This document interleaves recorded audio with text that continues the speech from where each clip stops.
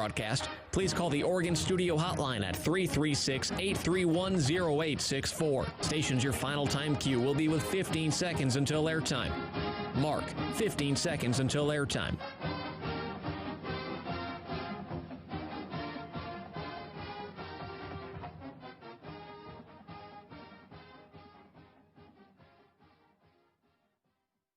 The following is a presentation of Learfield IMG College.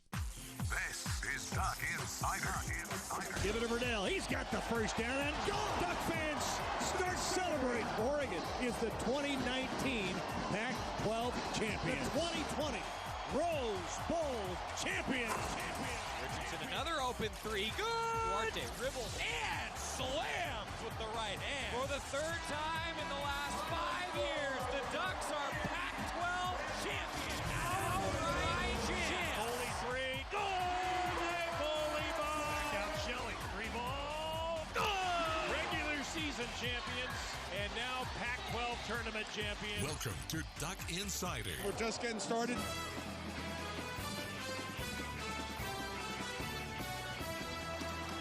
This is Duck Insider on the Oregon Sports Network from Learfield IMG College. Presented by On Point Community Credit Union. Better banking, local solutions. Live from the Country Financial Studio, here's Joey Mack. Merry Duckmas, everybody. Yeah! Because it is signing day. Oregon football and the Take Flight 21 class. Hashtag Take Flight 21. I'm looking forward to telling you all about it over the course of the next 10 minutes or so. You can read all the bios on GoDucks.com for all of the guys that have been signed today. And this, of course, is the list as of 1 o'clock. As more letters of intent come in, we've got those for you on GoDucks.com. We'll also hear from Tyler Shuck today. Going to hear from Isaac Slade-Matautia today. Going to hear from Alex Forsyth. Continuing our conversation with Joe Morehead and Andy Avalos. So much to get to. First, though, tonight, Oregon Football Coaches Show. Join us, 7 o'clock on the Oregon Football Facebook, Oregon Football Twitter, and the GoDucks YouTube, because we've got a lot of good things coming your way tonight. Mario Cristobal going to join Jerry and Jorgie here on National Signing Day. And we'll also have a conversation with George Moore. Awesome guy. You're going to love hearing from him. He's one of the easiest dudes to root for ever. Awesome, awesome guy. That's all coming up tonight. And we also have some basketball news for you, as the Ducks have just announced that a men's basketball game has been added on Saturday at noon against Portland. That means an 11:30 pregame show right here on the Oregon Sports Network. We've got that for you coming up. Now let's meet the new recruits, shall we?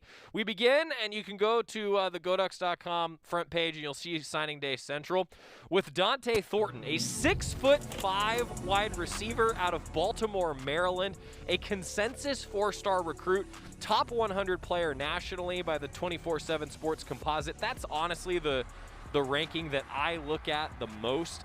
But how about a 6'5" Baltimore, Maryland native coming to play wide receiver for the Ducks? That's Dante Thornton. Next is Damon David, a defensive back out of Franklin High School in Gwynn Oak, Maryland. The Ducks have gone all over the country with this class this year. 6'1", 178-pound defensive back. Damon David, a consensus 4-star recruit by ESPN, 24/7 Sports, and Rivals, and rated as a top 250 player nationally by 24/7 Sports. And how about one of the big men to tell you about? Kingsley. I think we're just going to end up calling him the King.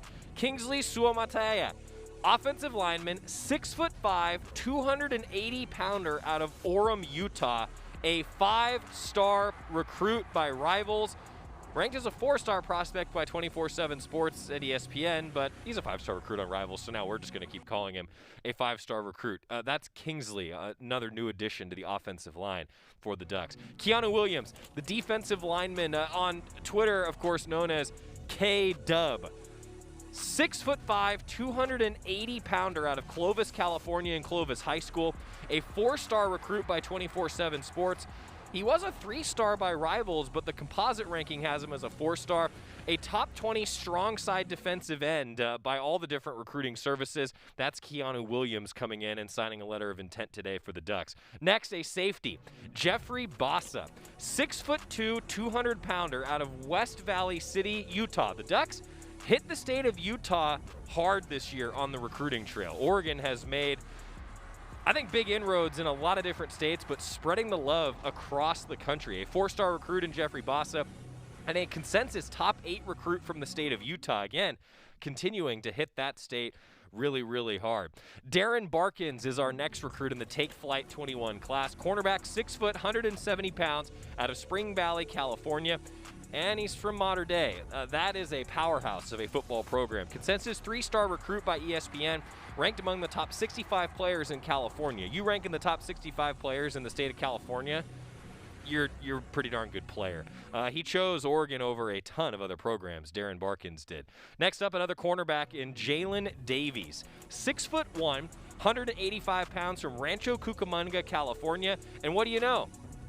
Also went to Mater Dei High School. How about that?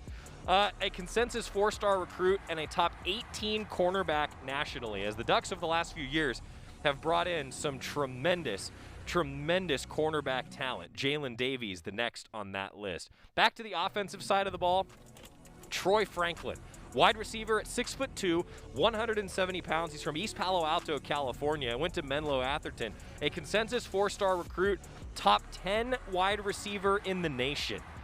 I mean, just think about that. A top 10 wide receiver in the nation. There's not a whole lot of 5-star recruits out there. So, I say like 4-star, 4-star, 4-star, 4-star. The Ducks have just absolutely dominated on this recruiting trail, and this class is shaping up to be a top 5 nationally class. Troy Franklin, a top 70 player overall by all the different recruiting services. He's a darn good athlete. 6'2", 170-pound wide receiver, Troy Franklin. And then how about an in-state kid? Inside linebacker, 6'1", 220 pounds, out of Lebanon and Lebanon High School, Keith Brown. That's just cool to see another Oregonian get a 4-star ranking, a consensus 4-star ranking, and a top 250 player nationally. The Ducks got to keep the guys in state, right? Got to keep all the best players in state. That's always going to be the hope. He is the #1 ranked player from Oregon by every recruiting service, Keith Brown is. And Oregon, I think we've seen the way that the Ducks have cleaned it up over the last few years at the linebacker position. Keith Brown, another addition to Oregon's roster. Up next, one of the best tight ends in the country in Maliki Montevio. Tight end, 6'6", 240-pounder, out of Henderson, Nevada, a consensus 4-star recruit and a top 6 tight end nationally by ESPN. Ducks adding depth to that position here, and a consensus top 300 player nationally at the tight end position. Up next, how about back to the offensive line? From Scottsdale, Arizona, another Arizona guy, as the Ducks continue to hit Arizona and hit it hard. I remember I asked Johnny Johnson, an Arizona guy, about this, and he said, oh yeah, people are coming from the desert to come play for the Ducks. Offensive lineman, Bram Walden, a consensus 4-star recruit, top 150 player nationally, #1 rated player in Arizona. That means the Ducks got the #1 rated player in Utah and in Arizona this year. Bram Walden, the offensive lineman, 6'4", 270, coming in, and I think the Ducks like his versatility as well. Outside linebacker next, out of Chandler, Arizona also, Brandon Buckner. Ducks have a pipeline in Chandler, that's for sure. A consensus 3-star recruit by Rivals ESPN 24/7 Sports, and a top 65 rated outside linebacker in the 247 composite. He is the consensus top-ranked outside linebacker from Arizona, as the Ducks continue to hit that West Coast hard with Brandon Buckner. Offensive lineman, Jonah Miller, and what do you know, it's another Arizona guy. 6'7", 260-pounder from Tucson, right out of the Wildcats' backyard. Jonah Miller, a consensus 4-star recruit and a top 300 player overall by ESPN, and a top 20 offensive guard by 247 Sports. So it looks like he's going to be one of those interior offensive linemen for the Ducks. Another tight end on Oregon's roster, out of Littleton, Colorado, 6'5", 230 pounds, Terrence Ferguson. Consensus 4-star recruit, top 2 player from Colorado by Rivals. So let me come back to this. Utah, #1 player, Arizona, #1 player, and a top 2 player out of the state of Colorado in Terrence Ferguson. The Ducks have really added to the tight end position with these 2 tight ends coming in.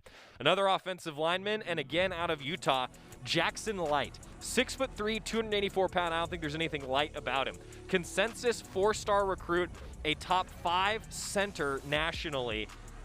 by 24/7 Sports. They had him at number 1. ESPN had him at number 2, and the 247 Composite had him at number 2 as well. A top 200 player nationally, Jackson Light, could come in and probably going to be playing center for the Ducks here in the coming years. And everybody always wants to know about the quarterback, Ty Thompson. He is the real deal. Out of Gilbert, Arizona, 6'4", 215 pounds. Ty Thompson is a 5-star recruit and the number 9 player in the country by Rivals. The first 5-star quarterback ever to sign with Oregon, and rated as the number 2 dual threat quarterback and the number 3 overall quarterback by Rivals. He has just so many impressive numbers. You can read all of them on GoDucks.com. If I read his entire bio for you, it would take the entire show. He's had so many tremendous performances. Ty Thompson, the real deal, chose Oregon over pretty much every school in the country because that's how many schools wanted him. Another outside linebacker, this time the Ducks getting into Texas, in Arlington. Terrell Tillman, outside linebacker, 6'4", 210 pounds, a consensus 3-star recruit, top 100 player from Texas by 24/7 Sports. And he's a very, very highly touted weak side defensive end. Terrell Tillman, outside linebacker, Ducks listing him, but he's ranked in some of the weak side defensive end spots by ESPN as well. Next up, another wide receiver in Isaiah Brevard, 6'4", 200-pounder from South Haven, Mississippi, a 4-star recruit by all of the different recruiting services, and a top 205 player nationally by ESPN, the number 7 rated wide receiver in the country by ESPN. You hear all these top 10 position rankings that I keep mentioning? That's how good the Ducks have been, getting not just the top players in the country, but the top players at each position throughout the country. Next up, Seven McGee, running back, 5'8", 167 pounds from Rochester, New York, a 4-star recruit by ESPN, Rivals, and the 24/7 Composite. He's the number 1 ranked player from New York by Rivals, ESPN, and the 247 Composite. Yeah, the number 1 ranked player from New York, a running back in Seven McGee. So the Ducks not only getting the number 1 player in some states on the West Coast, they're getting him on the East Coast now too. And finally, the last one we have for you as it stands right now on signing day is Jabril Mcneil, another outside linebacker, 6'4", 225 pounds from Raleigh, North Carolina, another 4-star recruit by pretty much all of the recruiting outlets, a consensus top 35 player from North Carolina. The Ducks getting him over some SEC schools, ACC schools, are taking him out of North Carolina. All of the details on the Take Flight 21 class are available on GoDucks.com. You can read all of the impressive performances that these guys have had. And I think Coach Cristobal would tell you that they're just pretty darn excited about the character of these guys too. It's not just what they do on the football field, it's what they do off the football field as well. That's your Take Flight 21 class as it stands at 1:12 p.m. on December 16th, because we all know that now the period is open. The Ducks can keep adding guys in this early signing period before the final signing period for football coming up in February. Those are all of the new recruits for the Ducks, and it's shaping up to be not just the best class Oregon has ever seen, probably going to be the best class on the West Coast, probably going to be the best class in the Pac-12, and probably going to be a top 5 class nationally when all is said and done. So to Coach Cristobal and staff, navigating like everybody has this wild COVID recruiting era, it's safe to say the Ducks have nailed it. I mean, following social media today, Ducks have nailed it. So those are all of your new recruits, and you can find more details on them on GoDucks.com. Up next, it's time to talk Pac-12 championship. Ducks and Trojans, 5 o'clock on Friday. Still a lot of interviews to get to. Going to hear from the Oregon offensive coordinator, Joe Morehead. How do you attack this Trojan defense? We'll answer that question next on the Oregon Sports Network from Learfield IMG College. From the weight room to the classroom, on the field and off it, On Point proudly supports University of Oregon athletics because student athletes do so much more than bring us pride on game day. They bring our entire community together in Eugene and all across Oregon. So whether you're watching the game in the stadium, at home, or at your favorite local business, their success makes all of us stronger. On Point Community Credit Union. Join in. OnPointCU.com. Federally insured by NCUA. Equal housing opportunity. As my family continued to grow, I realized I'd have to replace my beloved Jeep with something that has, well, more seats. I'm Jason Hines, Country Financial Rep and father of 7. Whether you're upgrading from your sporty ride with no room for a car seat or finally replacing your well-loved beater that still has a cassette player, you'll want the right protection for your new car. Work with a Country Financial Rep like me and get the protection you need at a price you can afford. Learn more at TakeSimpleSteps.com or contact a local Country representative. Don't go anywhere. Duck Insider continues after these messages on the Oregon Sports Network from Learfield IMG College. Learfield IMG College. Okay, forest animals, kids are coming to the forest, and it's up to us to make their visit a good one. Sparrow, have you practiced the most popular bird songs for the year? Of course. Catchy. I like it. River, how's the temperature? It's a refreshing 52 degrees, man. I love it. Turtle. He's not here yet, man. He's late every morning. Okay. Squirrel. The forest has been preparing just for you. To learn more about cool things to do in the forest, visit discovertheforest.org. Brought to you by the U.S. Forest Service and the Ad Council. Long ago, you wouldn't think of galloping on a horse while doing calligraphy, and you wouldn't have attempted to ride your bike while typing a letter. Yet you think you can safely operate a multi-ton vehicle while texting? Behind the wheel is no place to multitask.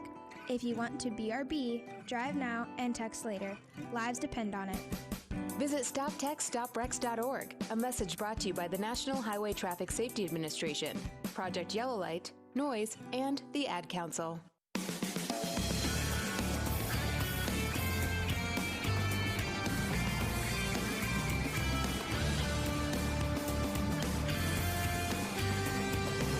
Back on Duck Insider, presented by On Point Community Credit Union. Joey Mack here with you inside the Country Financial Studio. Went through that Take Flight 21 class. You can follow it on Twitter, hashtag TakeFlight21.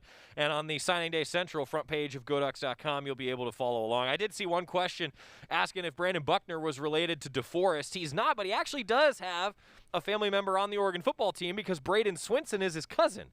And he's going to be joining Oregon football here coming up as well. Looks like this is going to be a top 5 class nationally according to all of the different recruiting services, and the Ducks have done a really solid job out on the recruiting trail. A tip of the cap to the Oregon football coaching staff. Up next, we're going to hear from Joe Morehead, Oregon offensive coordinator. He met with the media and outlined all of the different ways to attack the Trojans, and he talked yesterday, so a bit of a look at this class before it was signed. Because remember, the Ducks can't go into detail until all these letters come in. But I want to let you listen in a little bit of what Joe Morehead had to say about the Trojans, about this class, and just about some of the challenges the Pac-12 has presented. Oregon offensive coordinator Joe Morehead. Yeah, Joe, who did you lean on this weekend when you're thinking you're playing Colorado and then all of a sudden you're playing USC? How did you kind of prepare for both schools to be ready for this event to happen? Yeah, I mean, not to mention we're preparing for, a Washington game. So all the binders and game books in my office, and unfortunately I got 2 of them that have game plans in them and no opponent. So, the past, 48, 72 hours have been just got to stay on your toes. You had to, prepare for everything. And certainly an opponent like USC is difficult enough to prepare for with a normal amount of time. And now, with the short amount of time. So I guess it's like Big Brother. I'm a fan of the reality show. Expect the unexpected. So we talked last week about preparing for Washington's edge rushers. You do it every week. They've obviously got a very talented group at SC, 50 and 99. What do you see from those guys, and just how do they compare to edge rushers who you faced before, whether it be in the SEC or here in the Pac-12, because they're obviously very productive? Yeah, it's, I think Colorado and USC are different schematically and different personnel-wise. Obviously I have a, personal history with Todd Orlando. We went to the same high school, coached at UConn together, so I've known Todd for a very long time. Great friend, have a great amount of respect for him. I think he's one of the best defensive coordinators in the game, but incredibly multiple, a lot of movement up front, mix up their coverages. As you said, 99 is a game wrecker. He's a guy that can single-handedly take over, whether it be in the run game or the pass game. And then second and third levels, a lot of length and a lot of speed. And they play very hard, and they're very disruptive, create a lot of turnovers. So, could be a huge challenge. Coach, as you mentioned, you're preparing for several different teams in the span of a few days. In this last one, when you found out you were getting ready for USC, how did you flip the switch with your guys and convert from practicing from one team to practicing for another immediately? I mean, we literally had a walkthrough for Colorado in the morning. So we were in the midst of that. And I think towards the tail end when we kind of got the word, and sent the kids back home for a little bit, and then we went in the office and started putting a game plan together, and whatever that was, 2, 3, 4 hours, got the kids back, installed the game plan, and went out and practiced it last night. So there wasn't much time to marinate or think or kind of stew over things. It was kind of a ready, fire, aim situation. Joe, unusual circumstances not playing last week. That was unexpected. I would just ask Andy this question too, so I'll ask it to you. Do you guys feel like you maximized the practice time, and maybe what areas do you feel like you improved in over the last couple weeks? I think that's something that Coach does very well. The beginning part of practice is a lot of individual and fundamental and technique and group work. So not just the guys who are playing in the game, but some of the younger guys in red shirts are getting some quality reps there. Transitions into your opponent work. So that's more scout team related, where it's very specific. So I think having any extra time that you can get, and kind of as you go into bowl season, those individual reps and things you can get for the young guys are always very beneficial. And then, as it pertains to the opponent, that's been pretty standard. Joe, I'm wondering, did the extra time off give CJ a chance to get healthier? And is it nice to have a guy who's obviously been on this stage before as the reigning Pac-12 title game MVP? Yeah, I mean, CJ's a great young man. He's a very talented player. He's been battling through, that hand deal. So I hope, he's feeling good. He's practiced. So hopefully I'm ready to roll for the game. But anytime somebody's performed, like you mentioned, at that high of a level on that big of a stage, it's something not just the older guys can look to, but the guys who haven't been there as well. Joe, you mentioned your history with Todd. I didn't know the high school bit. I knew the stuff at UConn. To go down memory lane a little bit, just in terms of, obviously you guys achieved unbelievable success while there and went to a Fiesta Bowl there, which had never been done before, hadn't been done since. What were some of those interactions back? I realize it's 10 years ago, but what was that like, being in practice against that all the time on both sides? And then how much of that familiarity, when you look at tape, is still there today? Yeah, I mean, Todd, Todd was 4 or 5 years ahead of me. They actually won the states his senior year. He was a scholarship linebacker, played at Wisconsin. And then I was at Akron. The UConn OC job opened up and went up there. And our first year, we beat South Carolina in the Papa John's Bowl. I think we beat Notre Dame that year at Notre Dame. And then the next year is when we won the Big East and played Oklahoma in the Fiesta Bowl. But, both of us obviously very competitive guys, know each other very well. His scheme has kind of evolved, time he was there, and he was, Coach Cristobal's defensive coordinator at IU as well. But like I said, Todd's one of the best in the game. Friends, we talk, we text, and all that stuff. But obviously, when it comes to the competitive aspect of it, I think both of us are at this level because of our competitive nature, and hopefully, we do this stuff pretty well. So it'll be fun, but it'll be definitely competitive and entertaining. Hey, Joe, Devin's going back home to play against his Trojans. I'm just wondering, from your perspective, and I don't want you to give, your game plan away, but from your perspective, how much of a difficult matchup is he from offense to defense against the Trojans? Yeah, I think they do a real nice job with their corners, with the Griffin and the Steele kid, both skilled cover guys.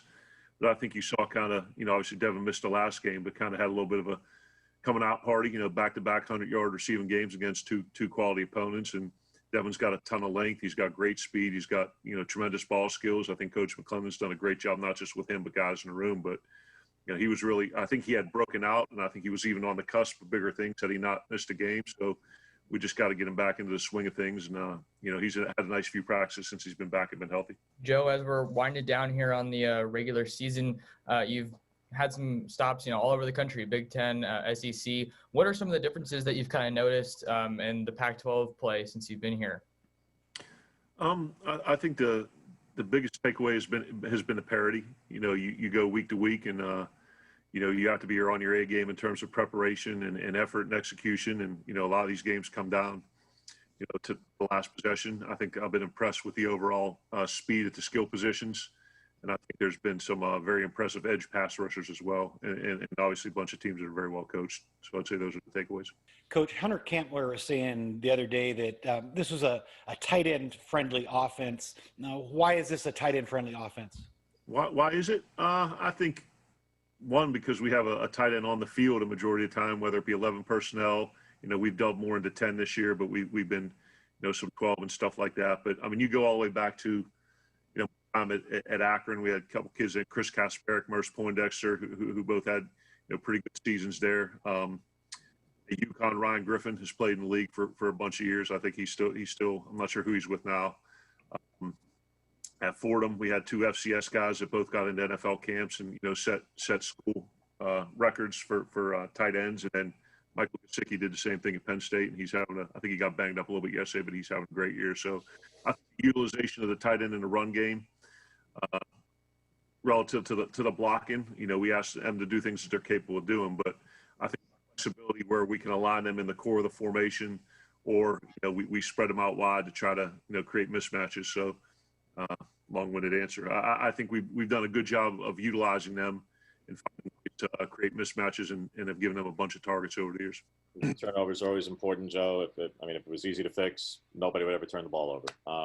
But did you see over the course of the last week plus the progress you wanted to see there in terms of corrections, and just, again, how much more important is it against a team who's, I believe, they're +5, if memory serves me correctly, for SC, where they've obviously capitalized on opponents' mistakes? Yeah, very disruptive. And then it's kind of magnified in a game of this, importance, in a championship game on a national stage. But, we drill ball security, every day at the beginning of practice. When we're in team drills, we harp on the importance of, ball high and tight and not exposing the points. And, our DBs work to strip it out. And then from a quarterback's standpoint, the decision-making process and the accuracy. So it's something, and, unfortunately we haven't been great at it, but it is not for lack of focus and practice, during the course of the week. So you just got to continue to harp on it. And it's kind of a little bit of a double-edged. You don't want to have your quarterback. You want him to be aggressive but not reckless. So you want to talk to him about managing and limiting turnovers, but at the same time you don't want to scare him out of doing the things he does well. So we want to maintain our aggressiveness without being reckless, and obviously have to be better with how we handle it and the decisions that we make, and not just the quarterback position, across the board. Joe, got to take care of the ball, that's for sure, as we hear a little bit from Joe Morehead, the Oregon offensive coordinator. That's going to be a big deal coming up against USC, who, as you heard there in the question, look, they're very good at not turning the ball over. They're very good in turnover margin. That's really been the biggest issue for the Ducks this year, is they're not getting as many takeaways as they'd like, and they're turning the ball over certainly more than they would like. Andy Avalos, Oregon defensive coordinator, a couple comments from him. Also, Isaac Slade-Matauti, Alex Forsyth, and Tyler Shuck all met with the media last night. We have those interviews for you next as we continue to preview Friday's 5 o'clock kickoff, Ducks and Trojans, for the Pac-12 title on the Oregon Sports Network from Learfield IMG College. After 2 years of construction, my wife and I finally moved into our dream home. So when a bathtub fixture broke, causing major water damage, I was glad we had the home insurance protection we needed. How do you know your home is protected? Talk to a Country Financial rep like me, Nick Simon. We can help you understand your options and select coverages to meet your needs. Then if something happens to your home, you won't have any surprises. Need the right coverage for your home but not sure where to start? Visit TakeSimpleSteps.com or contact a local Country representative. This football season, prepare your taste buds for the most iconic sports-watching drink of all time, Pepsi. With refreshing deliciousness specially formulated to keep your eye on the ball and mouth-watering fizziness to help you power through game day, Pepsi has everything you need to start strong. I used to care when Mike cheered so hard he spilled nacho cheese on my carpet, but thanks to Pepsi, even Mike can't ruin my football party. So this football season, make Pepsi your go-to game day drink, because it's the only drink made for football watching. Pepsi, that's what I like. Duck Insider continues after this timeout on the Oregon Sports Network from Learfield IMG College. Adopt US Kids presents What to Expect When You're Expecting a Teenager. Learning the lingo. GOAT, G-O-A-T, acronym, stands for Greatest of All Time. As in, spaghetti sandwiches for dinner? They're my fave. Dad, you're the GOAT. You don't have to speak teen to be a perfect parent. Thousands of teens in foster care would love you just the same. Visit adoptuskids.org. Brought to you by the U.S. Department of Health and Human Services, Adopt U.S. Kids, and the Ad Council. Man, do I love card night. You ready, boys? You got a king? Go, fish dad! Oh, come on. This is WWE superstar Titus O'Neil. It only takes a moment to make a moment. Take time to be a dad today. Learn more at 877-4DAD-411 or visit fatherhood.gov. Brought to you by the U.S. Department of Health and Human Services and the Ad Council.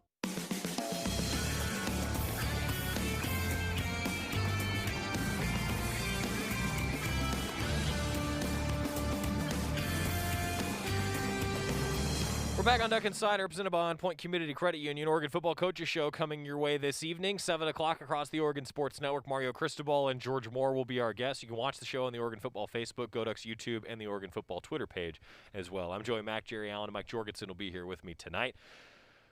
Going to be interesting to see the way that the Ducks defend this passing attack from the Trojans. One of the more talented groups, I think, in the country at the wide receiver position for USC. Heard a little bit from Andy Avalos yesterday, finishing up some of his comments on how you go about slowing down this Trojan attack. Back there. Andy, you mentioned the comebacks that that USC has done this year. I think they've come back in each of their 5 games. Teams just haven't been able to put them away in the fourth quarter. I'm sure that's been kind of a mention point in your meetings. What do you do, I guess, late in those games to stop those comebacks? Well, you know what? I mean, that's kind of been ironic for, we've been in a lot of those situations as well. And it's kind of come down to this year. And we've spoken about it as a program. Everybody's on a pretty level playing field in terms of everything that everybody's got to go through. Everyone has all the same issues that everyone's dealing with, whether it be the amount of players, the practice time, the adjustments to how you practice and all those things. So it comes down to really, how you focus through the course of the week, how you focus through the course of a game, and how you're able to finish, more importantly. And we've done that at times, and we've obviously not have done that at times. And so how we create a plan to finish and how we execute that plan, not just obviously during the course of the week, is the most important part. Each practice day, it's important that we have a focus on our finish and how we finish practice. And as we always say, what we do in practice will lead into the games. Andy, along those lines, you guys have now had kind of an extended time between game to game, an extra week. Have you seen the progress you were looking at? I know you mentioned before with tackling and some of those fundamentals. Have you seen that progress? We hope that, we're going to continue on with it, Eric. Like we said, we saw the progress in the last game we played, and the last 2 weeks have been our best 2 weeks of practice by far this year. And that's the exciting part. Obviously things have not gone well. We haven't met our goal in the last couple of weeks, the last 2 outings, but the way the guys have responded in practice and their attention to detail's gone through the roof. Their care factor on the things that we need to improve on.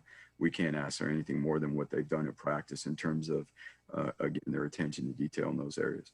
We talked earlier in the season about the dime package, Andy, and I know you've employed it still here and there, but this is obviously such a different offense compared to even Cal or Oregon State and schematically. How much of the implementation of that this offseason wasn't just to address the weakness of last year, but for this kind of offense, for an air raid style against a very deep receiving core where you need more defensive backs on the field in base, let alone in 3rd and long? Yeah, there's no question.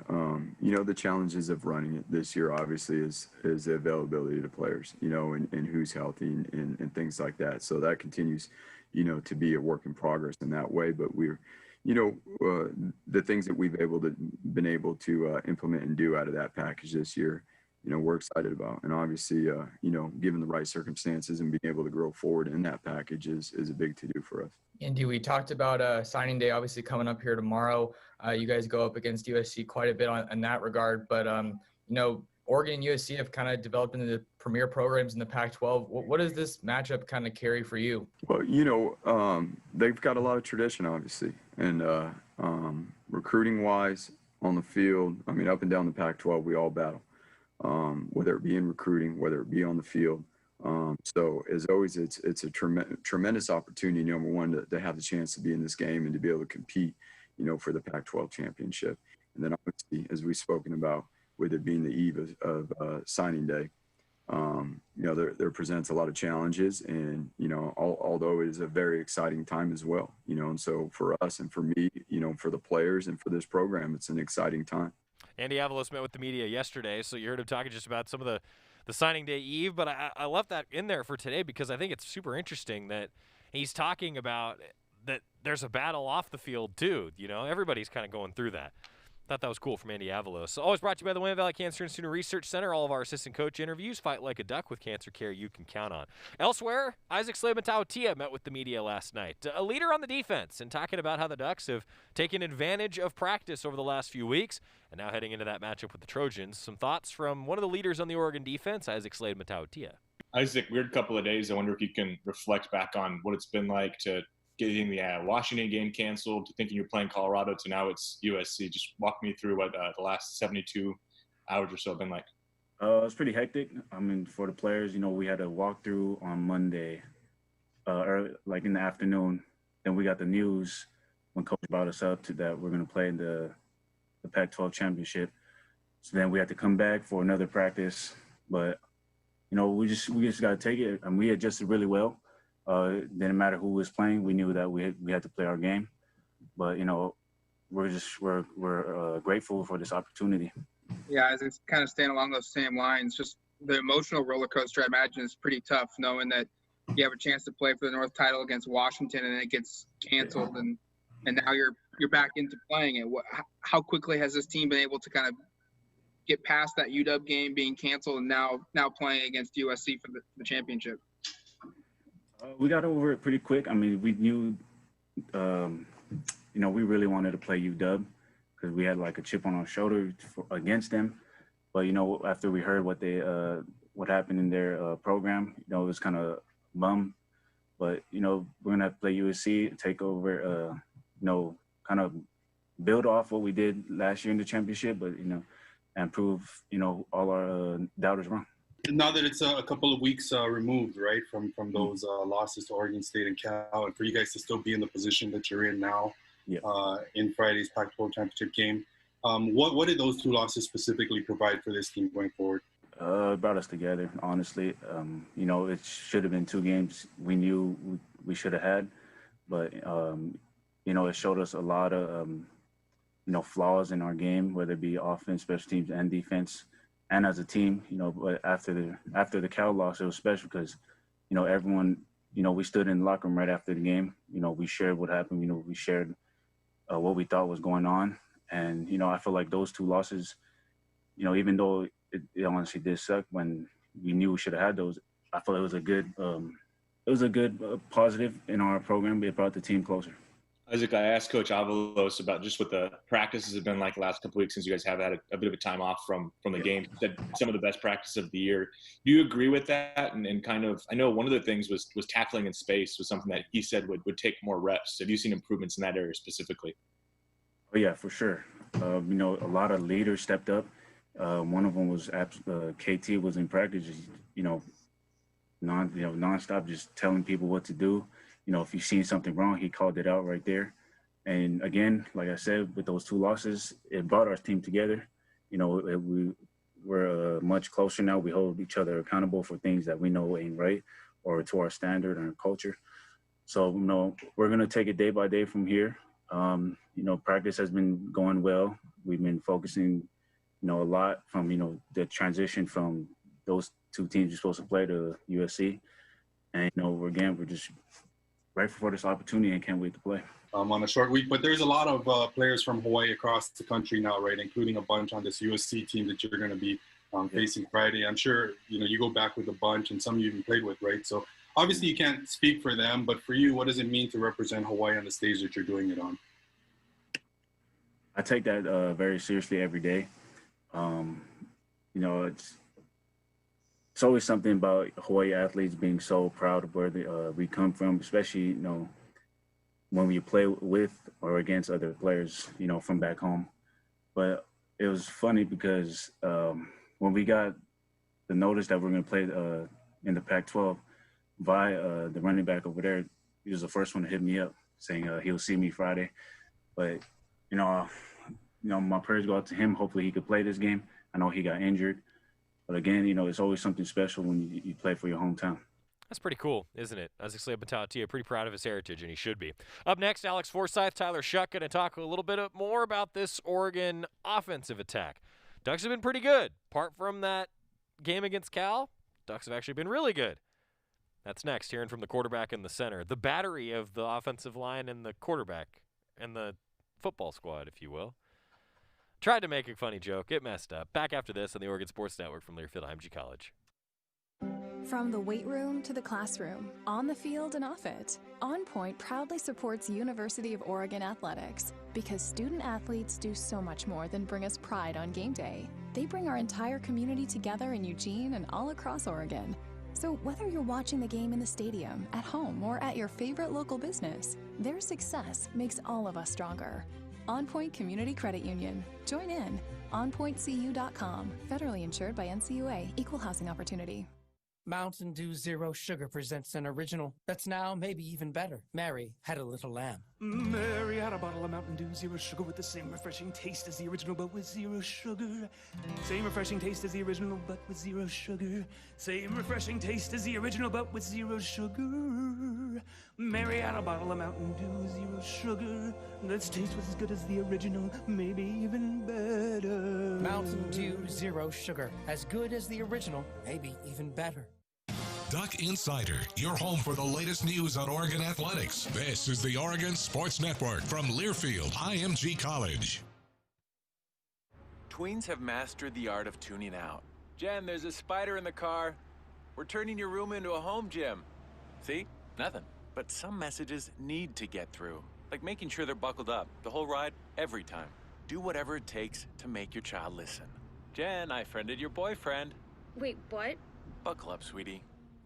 Never give up until they buckle up. Learn more at safercar.gov/kidsbuckleup. A message from the National Highway Traffic Safety Administration and the Ad Council. To buy your home, you became a house hunting ace. Learned about loans, scoured neighborhoods, and asked the right questions. Now you're queen of your castle. If you manage that, you can get your retirement plan on track. Visiting aceyourretirement.org can help. With 401k tips and smart saving strategies, you'll feel empowered to own your retirement like you own your home. Go to aceyourretirement.org. Because when it comes to clearing financial hurdles, you're an ace. Brought to you by AARP and the Ad Council.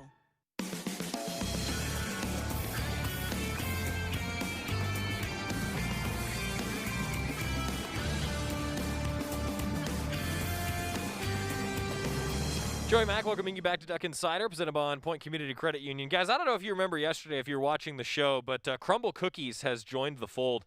And do you see these boxes that they have for party boxes? Look at these freaking cookie boxes. Glad that Crumble Cookies is around and part of our show now because, well, I get to eat cookies. They're awesome, though. If you haven't had them, they have rotating flavors, and it's really quite devious because they just make you come back. They make you keep coming back to see what the new flavors are. Crumble Cookies, thanks for the support. Up next, Alex Forsyth, who's really become a leader on this Oregon football team, the center who's played an awful lot for the Ducks. I believe he has not yet missed a snap for the Ducks. Alex Forsyth talking with the media about this matchup with the Trojans at 5 o'clock on Friday. Alex, we're winding down in the season now, at least the regular season. Curious to hear from you, new group of offensive linemen. You take on the center position. A lot of people look to you. How would you kind of evaluate your play this season? I think we look at our play as how we play as a unit. Our biggest motto is just 5 as 1. Before every single series, we go out there and we give each other all fist bumps, 5 as 1. You got to be 5 men, 1 mind. So it's not so much the individual performance as it is, me helping my offensive guards, my offensive guards helping me, the offensive guards helping the offensive tackles. Everybody's got to be on the same page. So there's so much more than just individual performance. I think everybody just feeds off each other. And so I think that's the unique part about offensive line, especially this group, coming together and being a lot more tight knit, than we were before the season, building that chemistry through 5 games so far. So, we've been through a lot. There's still a lot more to come, but it's been good. All 5 guys, all 6 guys, who've played and started, growing together as one. Yeah, Alex, can you just maybe explain just the emotional roller coaster it's been of you're preparing to play Washington for the right to win the North, and then they cancel, they become champions, and then now they can't play, and you're in the championship game. What's just that been like? And I guess how does the team level itself off a little bit to be ready for this game? Yeah, that's kind of how 2020's been. It's just a roller coaster of events. So it's all about adapting. I think that's what the whole season's been about. we're lucky that we made it through 5 games without another team or having an issue with COVID and stuff. And so we got to play 5 games, and, it was unlucky that we got to the 6th game and having to be a critical point in the season. You just got to prepare to play the opponent that's slated up next. So I think there was no focus on there was no focus on anything ahead last week. It was just strictly Washington. And then, once that game got canceled, it was kind of like, well, it's kind of up in the air. Then you kind of start looking at both teams, Colorado and USC. We didn't know who we were going to play. We didn't know how that was all going to play out, so we were kind of in the dark on that. Once we figured out we're playing Colorado, we full focused, full steam ahead on them. And then obviously yesterday got announced that we were going to play USC. So from yesterday afternoon until now, and all the way through the game, it's going to be strictly USC focused. Alex, you mentioned how wild this year has been. What's it mean for this group to get a chance to play for a conference championship after, again, what's been just kind of a wacky year?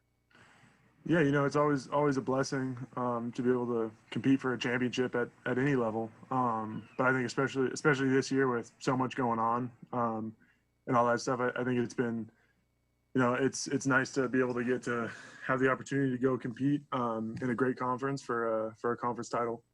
Alex, you talked about, being adaptable and having to, go along with all these crazy changes that the year has brought. Something that doesn't really get talked about a whole lot is mental health. How have you kind of cared for that yourself, and what have you maybe heard about from the staff about that? Yeah, it's a tough year for a lot of people, for everybody really. Tough in their own ways, but I think you got to look at what I'm grateful for, and that's that I get to safely, we get tested every day, so I get to safely be around my teammates every single day and do what I love. So that's better than a lot of things. Staying at home I know is tough, but we're blessed that us as a team, we get to come together every day, do what we love together. So that's something that's unique and not a lot of people get to experience. So I'm grateful for that every day. That definitely keeps us all going. Alex, a very talented front seven from SC, particularly on the edges. Just what do you see in that matchup, whether it be with you personally against some of their interior guys or the offensive line as a whole, particularly on the edge against 50 and 99 for them? Yeah, that front seven is as good as you'll find in college football. They're fast, they're strong, move really well. They do a lot of complicated stuff defensively, a lot of movement post snap, a lot of slanting and all that stuff. So, it's going to be a great challenge. They got great players throughout the secondary too, but just the front seven is what I'm really focused on. They like I said, they got a really deep and good front seven. It's going to be a good matchup, and I'm excited for the opportunity. SC, their defensive coordinator mentioned that naturally he'd be talking to Dante and trying to get insight into the offensive players here, given his familiarity, having been on the staff here last year. Coach Morehead worked with Todd Orlando many years ago, and obviously Mario did too. Have they, again, you don't have to give away anything, but have they provided some insight to you guys in terms of the thinking of that defense and some of the tendencies and stuff? Not a whole lot, just from what we've seen on film this year. That's the only stuff that we have so far right now. It's just kind of what they're doing this year. So I know they got different stuff that they do, a lot of complicated stuff.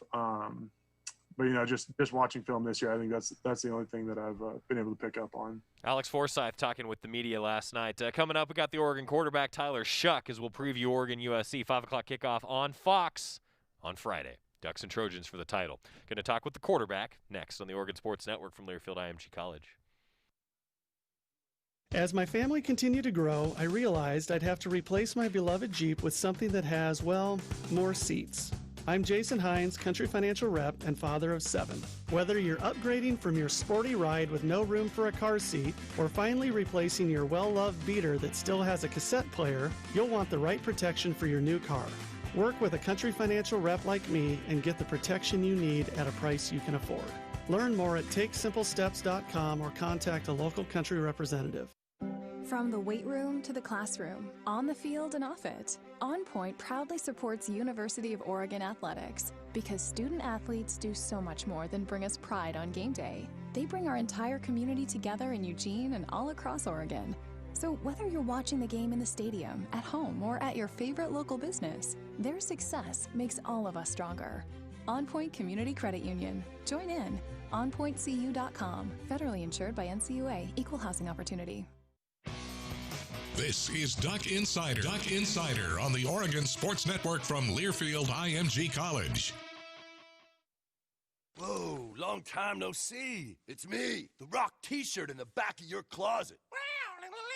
Dude, remember? You crowd surfed in me, man. But you haven't worn me in like forever. I get it, you're retired, but I still got some rock left in me. So take me to Goodwill, where I can really make a difference. Your donations to Goodwill create jobs, training programs, and education assistance for people in your community. To find your nearest donation center, go to goodwill.org. Donate stuff, create jobs. A message from Goodwill and the Ad Council.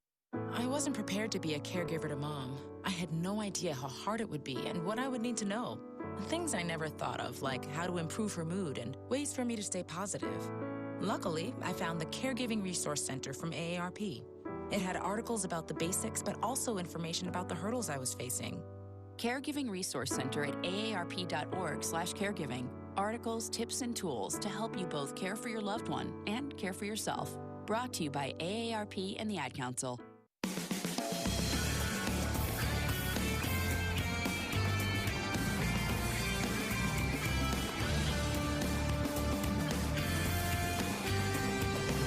Back on Duck Insider, presented by On Point Community Credit Union. Joey Mack inside the Country Financial Studio. Your Cafe Yum 2-minute drill. It is Oregon Signing Day and National Signing Day across the country. The Ducks putting together a top 5 recruiting class. All the details on GoDucks.com, Signing Day Central.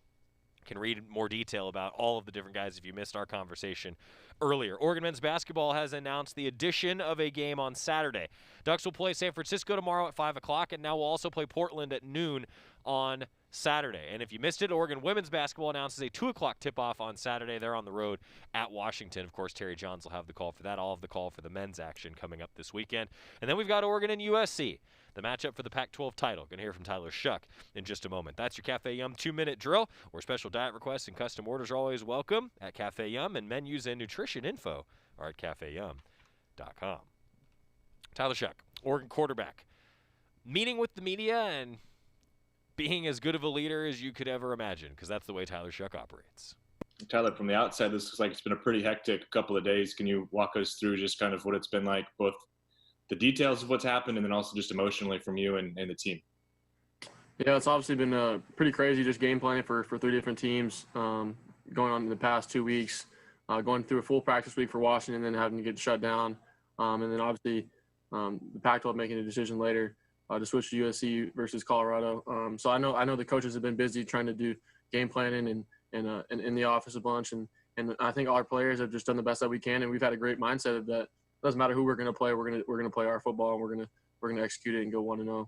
Tyler, just curious to hear from you. What stands out about this USC defense, and what do you think you're going to have to do to have a good game personally? They bring a lot of pressure, and they're extremely physical. You know, they got great athletes on the back end. They're strong up front. They got great linebackers. So we're just gonna have to execute our game plan, keep the ball alive, and limit turnovers and make explosive plays, and we should be fine. We feel really confident, and we're excited to go.